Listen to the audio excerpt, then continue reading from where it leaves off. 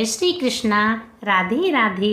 आज मैं दुबड़ी साते व्रत कथा सुनाने जा रही हूँ। यह त्यौहार भादों सुदी साते को आता है। इस दिन दुबड़ी की पूजा करनी चाहिए। एक पट्टे पर दुबड़ी यानी कि कुछ बच्चों की मूर्ति, सर्पों की मूर्ति, एक मटका और एक औरत का चित्र मिट्टी से बना लें। उनको चावल, जल, दूध, रोली, आटा, घी, चीनी मिलाकर लोई बनाकर उनसे पूजें। दक्षिणा चढ़ावें और भीगा हुआ बाजरा चढ़ावें। मोट बाजरे का बायना निकालकर सासू जी को पग लगकर दे देवें। फिर दुबड़ी साते की कहानी सुने। इस दिन ठंडा खाना खाना चाहिए। यदि इसी साल किसी लड़की का विवाह हुआ हो तो वह ऊझमन करे। ऊझमन में मोट बाजरे की 13 कुंडी एक थाली में लेकर तथा 1 रुपया व 1 साड़ी रखकर हाथ फेरकर अपनी सासू जी को पैर लगकर दे देवे। कथा इस प्रकार है। एक साहूकार था, उसके 7 बेटे थे। जब वह अपने किसी बेटे का विवाह करता, उसी समय उसका बेटा मर जाता था। इस प्रकार उसके 6 बेटे मर चुके थे। सबसे छोटा बेटा बाकी था। एक दिन की बात है कि छोटे बेटे के विवाह की बात चली। शादी तय हो गई। रिश्तेदारों को न्योते भी भेज दिए गए। जब इस लड़के की बुआ आ रही थी तो उसे रास्ते में एक बुढ़िया मिली। वह चक्की से आटा पीस रही थी। वहाँ लड़के की बुआ बैठ गई और बुढ़िया के पाँव लगी। बुढ़िया बोली, बेटी तू कहाँ जा रही है? तब उसने सब हाल कह सुनाया।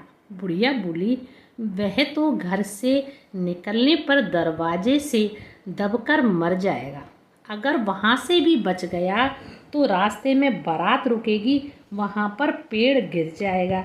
अगर वहाँ से भी बच गया तो ससुराल में दरवाज़ा गिरने पर दबकर मर जाएगा। अगर वहाँ भी न मरा तो 7वें वहर पर सर्प काट लेगा और वह मर जाएगा। यह सुनकर लड़के की बुआ कहने लगी कि माँ, बचने का कोई उपाय है? तब बुढ़िया बोली, है तो सही परंतु कठिन है। सुन, उस लड़के को पीछे की दीवार फोड़कर निकालना। पेड़ के नीचे बारात ना रुकने देना। ससुराल में भी पीछे से दरवाज़ा कराकर ले जाना। वहावरों पर 1 कटोरा दूध का भरकर रख लेना और एक तांत का फांस बनाकर रख देना। जब वह सांप आवे तो दूध पिलाकर बांध देना। फिर सांपनी आवेगी और वह सांप मांगेगी, तब तुम उससे अपने 6 भतीजों को मांग लेना। वह उन्हें जीवित कर देगी। साथ में इस बात को किसी को सुनाना मत, नहीं तो सुनाने वाले और सुनने वाले दोनों की मृत्यु हो जाएगी। फिर लड़का नहीं बच सकता। यह कहकर बुढ़िया जाने लगी और बोली, मेरा नाम दुबड़ी है। यह सुनकर बुआ घर आ गई। जब बारात जाने लगी तब वह रास्ता रोककर खड़ी हो गई और कहने लगी, पीछे से दरवाज़ा बनाकर ले जाओ। तब पीछे से दरवाजे से लड़का निकला तो घर का पुराना दरवाज़ा गिर गया। तब सब कहने लगे, बुआ ने तो अच्छा किया। जब बारात चलने लगी तो बुआ को भी जाने को बोली। सबने मना कर दिया कि औरतें बारात में नहीं जाती। वह नहीं मानी और बारात के साथ साथ चल दी। रास्ते में जब बारात पेड़ के नीचे रुकने लगी तो उसने मना किया और दूल्हे को वहाँ न बैठाकर धूप में बैठाया। दूल्हे के बैठते ही पेड़ गिर गया। इस बात को देखकर सब बुआ की बड़ाई करने लगे।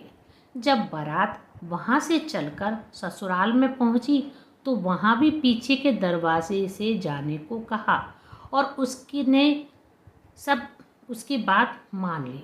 पीछे के दरवाजे से जैसे ही लड़का घर में घुसा, दरवाज़ा गिर गया। तब सब कहने लगे कि यह बात बुआ को किस प्रकार पता चली। जब भावरें पड़ने लगी तो उसने 1 कटोरा कच्चा दूध मंगाया और तांत का फांसा बनाकर रख लिया। जब सातवीं भांवर पड़ने लगी तभी सर्प आया। बुआ ने सर्प के सामने दूध रख दिया। दूध पीते समय सांप को उसने तांत से बांध लिया। तब बाद में सांपन आई और उसने अपना सांप मांगा। तब लड़के की बुआ ने अपने 6 भतीजे मांगे। सांपिन ने उनके 6 भतीजे जीवित कर दिए और सांप को साथ लेकर चली गई। इस प्रकार उसे 7 भतीजे मिल गए। बारात घर वापस आई। तब लड़के की बुआ ने सप्तमी के दिन दुबड़ी की पूजा कराई। इसी से इसको दुबड़ी सातक कहते हैं।